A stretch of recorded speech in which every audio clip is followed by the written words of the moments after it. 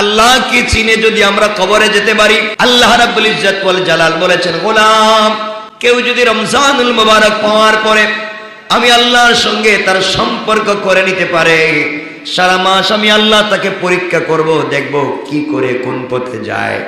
ঈদের রাত্রে আমি আল্লাহ তার পুরা মাসের সবগুলা দোয়াকে কবুল করে নেয়।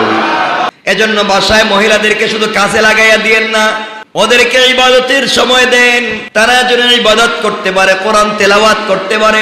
আর বাচ্চাদেরকে সব সময় পবিত্র রাখবার চেষ্টা করবেন। ঘরের ভিতরের কোনো এক জায়গায় বসে আল্লাহর নামের জিকির করবেন, কোরআন তেলাওয়াত করবেন। আল্লাহ বলেছেন, যে ঘরে পুরা রমজানের একটা দিন কোরআন তেলাওয়াত বন্ধ করে না, পুরা মাস কোরআন তেলাওয়াত চালাইয়া যায়, আমি আল্লাহ এই গোলামের নামটা আরশে আজিমের মধ্যে লিখে দেব। সুবহানাল্লাহ, জোরে পড়েন।